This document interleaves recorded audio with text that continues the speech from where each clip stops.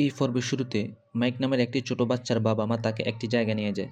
সেই জায়গাটি দেখে ছোট বাচ্চা মাইক খুব খুশি হয়, কারণ সেটা ছিল ব্লু ডোমেনের একটি বিশেষ সমুদ্র, যা অনেক সুন্দর মাছে পরিপূর্ণ ছিল। তখন মাইকের বাবা তাকে বলেন যে ব্লু মুনে মোট 376টি সমুদ্র রয়েছে, কিন্তু এটি সেগুলোর মধ্যে সবচেয়ে বড় সমুদ্র। এই কারণে আমরা তোমাকে এখানে নিয়ে এসেছি, যাতে এই সমুদ্রের মাছগুলোর সাহায্যে তুমি তোমার পাওয়ার এলিমেন্টস খুঁজে পাও, যা অদূর ভবিষ্যতে আমাদের শহরের সুখ এবং স্বাধীনতা বজায় রাখতে তোমাকে সাহায্য করবে। কিন্তু মাইক তার বাবার কথায় কান্না দিয়ে বলে যে আমরা কি এই মাছগুলো খেতে পারি? এই কথা শুনে তার বাবা বিস্মিত হন এবং বলেন, তুমি ঠিক তোমার মায়ের মতোই হয়েছো।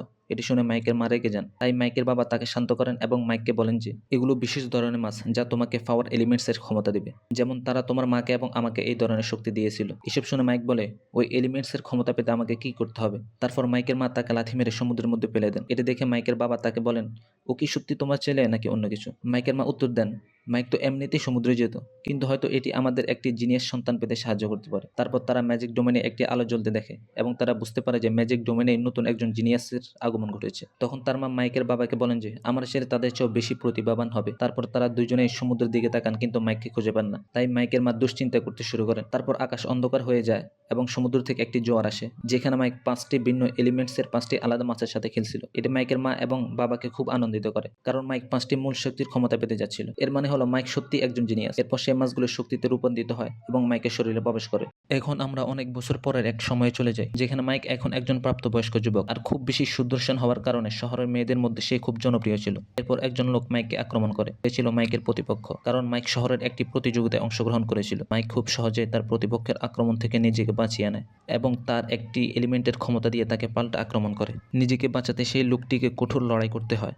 এরপর মাইকের প্রতিপক্ষ তাকে ঘুষি মারার চেষ্টা করে, কিন্তু মাইক আবারও নিজেকে বাঁচিয়ে নেয়। হতাশ হয়ে সেই লোকটি মাইকের দিকে বজ্রা নামের একটি বিশেষ অস্ত্র ছুড়ে মারে, কিন্তু মাইক তার দ্বিতীয় এলিমেন্ট লাইটিং এর ক্ষমতা ব্যবহার করে সেই অস্ত্রটি ধ্বংস করে দেয়। এরপর মাইক দ্রুত সেই লোকটির দিকে ছুটে যায়। তখন সেই লোকটি বলে, যদি আমি আগে জানতাম যে তুমি তোমার এলিমেন্টস এর 5 নম্বর লেভেলে আসো, তবে আমি তোমার সাথে লড়াই করার সিদ্ধান্তই নিতাম না। এরপর মাইকের বাবা একটি ঘন্টা বাজিয়ে তাকে ডাকেন। ঘন্টার শব্দ শোনার পর মাইক প্রতিযোগিতা হার মেনে নেয় এবং তার বাবার দিকে হাঁটতে শুরু করে। সেখানে যাওয়ার সময় মাইক ভাবে যে সে এই শহরে খুব বেশি জনপ্রিয় হয়ে গেছে। এছাড়া এই লড়াইটি তার কাছে খুব বিরক্তিকরও ছিল। এখন মাইক তার বাবার প্রাসাদে প্রবেশ করে। অন্যদিকে আমরা দেবকে দেখতে পাই, যে এখন বড় এবং সুদর্শন হয়ে উঠেছে। তাই দেবের শিক্ষক তাকে একটি কাজ দেওয়ার জন্য ডাকেন এবং তিনি তাকে জিজ্ঞেস করেন, তুমি কি 7টি ডিভাইন বিস্ট সম্পর্কে শুনেছ? দেব উত্তর দেয়, হ্যাঁ। এখন আমরা দেখি যে মাইকের বাবা মাইককে একই প্রশ্ন জিজ্ঞেস করেন এবং বলে, আমাদের পূর্বপুরুষরা আগেই সেই স্টোরাইজ সম্পর্কে একটি বই লিখে গেছেন। বইটি পড়ার মাধ্যমে দানব এবং আত্মার মাস্টাররা স্থলে এবং সমুদ্রে বসবাসকারী প্রাণীদের একত্রিত করেছিলেন, যাতে তারা স্বর্গ থেকে বিশেষ সম্পদ নিয়ে আসতে পারে। প্রথমত তারা স্বর্গ থেকে একটি রঙিন পদ্মফুল নিয়ে আসেন,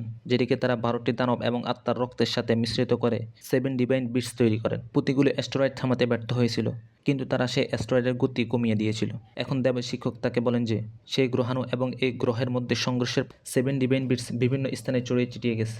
দেব তখন তাকে জিজ্ঞেস করে, আপনি আমাকে এইসব কেন বলছেন? তখন দেবের শিক্ষক তাকে বলেন যে এই 7 ডিভাইন্সের মধ্যে থেকে দেবকে ফেয়ারলেস পুঁতিটি খুঁজে বের করতে হবে এবং সেটি ফিরিয়ে আনতে হবে। এর মধ্যে মাইকের বাবা তাকে একই কথা বলেন, কিন্তু মাইক তা করতে রাজি হয় না। তাই মাইকের বাবা তাকে বলেন, তুমি নিশ্চিতভাবে সেই পুঁতিটি ফিরিয়ে আনার জন্য কাউকে পাঠাবে। এই কারণেই তোমাকে সেখানে যেতেই হবে। অন্যদিকে দেব তার শিক্ষককে জিজ্ঞাসা করে, আপনি কেন আমাকে পাঠাচ্ছেন? তখন দেবের শিক্ষক উত্তর দেন যে দেবের মেধার কারণে এই ফেয়ারলেস পুঁতিটি ফিরিয়ে আনার জন্য অন্যতম সেরা প্রার্থী। তারপর দেব তার শিক্ষককে জিজ্ঞেস করে, ফেয়ারলেস পুঁতির মধ্যে বিশেষ কী আছে? তার শিক্ষক উত্তর দেন যে এই পুঁতিটি অত্যন্ত বিশেষ, তাই আমি আমার শহর থেকে তোমার সাথে 500 সৈন্য পাঠাবো, কিন্তু যেই দ্বীপে পুঁতিটি আছে সেখানে তোমাকে একাই যেতে হবে। দেব সেই পুঁতিটি ফিরিয়ে আনতে রাজি হয়। অন্যদিকে মাইক তার বাবার কথা বিরক্ত বোধ করে এবং ঘুমিয়ে পড়ে, কিন্তু মাইক সেখানে যেতে রাজি হয় না। মাইকের বাবা তাকে জিজ্ঞেস করে, তুমি কি আমার আদেশ পালন করবে না? মাইক বলে যে এই শহরে একটি স্বাধীন ভূমি, এই কারণে এখানে কেউ কাউকে আদেশ করতে পারে না। মাইকের বাবা তাকে বোঝানোর চেষ্টা করে যে পুঁতিটি তার জন্য অত্যন্ত গুরুত্বপূর্ণ। মাইক বলে, কিন্তু আমি এর জন্য নিজের জীবন বাজি রাখতে চাই না। তাই তার বাবার মাথায় একটি বুদ্ধি আসে এবং তিনি বলেন, তোমার মা বলেছিল তুমি এখন প্রাপ্তবয়স্ক হয়েছো, তাই তোমার এখন বিয়ে করা উচিত। কিন্তু আমি তোমার মাকে না বলেছিলাম। এখন আমার মনে হচ্ছে তাকে হ্যাঁ বলা উচিত, কারণ আমি যা বলি তুমি তার কিছুই শোনো না। হঠাৎ মাইক তার বাবার পায়ে লুটিয়ে পড়ে এবং মিশনে যেতে রাজি হয়, কারণ সে এখনই বিয়ে করতে চায় না। এর ফলে তার বাবা খুশি হন এবং তাকে বলেন, ফিয়ারলেস পুঁতিটি আমাদের জন্য খুব গুরুত্বপূর্ণ, তাই এটি ফিরিয়ে আনতে তুমি তোমার সমস্ত এলিমেন্টসের ক্ষমতা ব্যবহার করতে পারো। মাইক খুশি হয়, কারণ তার বাবা তাকে আগে কখনো তার সব শক্তি ব্যবহার করতে দেয়নি। মাইকের বাবা বলেন, তুমি হুবহু তোমার মায়ের মতো, যে কখনোই কোনো কিছুতে রাজি হয় না। কিন্তু মাইকের মা এটি শুনে ফেলেন এবং তার বাবাকে ডাকতে শুরু করে। এতে মাইকের বাবা ঘাবড়ে যান। এরপর মাইক গান গাইতে গাইতে এবং একটি মাছের উপর দাঁড়িয়ে বিড আইল্যান্ডের দিকে রওনা হয়। কিন্তু গান গাওয়ার কারণে সে সামনে থাকা নৌকাটি দেখতে পায় না। দেব সেখানে ছিল, ফলস্বরূপ মাইককে হঠাৎ থামতে হয় এবং সে পানির মধ্যে পড়ে যায়। এখন মাইক দেবকে পর্যবেক্ষণ করে এবং বলে, তুমি ম্যাজিক ডোমেইন থেকে এসেছো। দেব মাইককে বলে, তুমি নিশ্চয়ই ব্লু ডোমেইন থেকে এসেছো।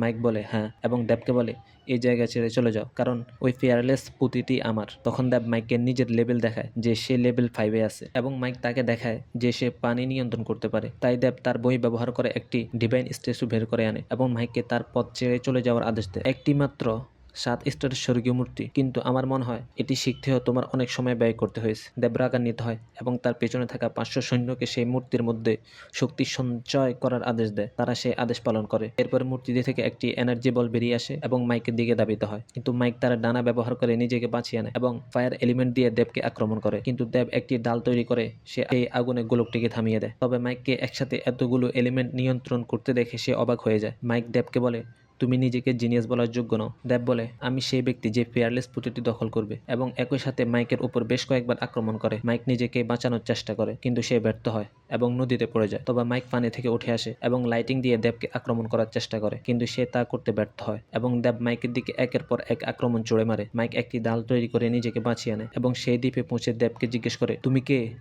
তুমি এতগুলো সৈন্য নিয়ে আমাকে আক্রমণ করছো? দেব তখন তার নাম বলে এবং বলে, আমি ম্যাজিক ডোমেইন থেকে এসেছি। মাইক উত্তর দেয়, তুমি যেখান থেকেই আসো না কেন, ফেয়ারলেস পুঁতিটি শুধু আমার। দেব একই কথা বলে। এক পর্যায়ে আমরা পাশে একটি নৌকা একটি মেয়েকে দেখতে পাই। তাদের লড়াই দেখে সে বলে, এই বোকাদের লড়াই করতে দাও, আর এই ফাঁকে আমি পুঁতিটি দখল করে নিব। আর এখানে এই পর্বটি শেষ হয়।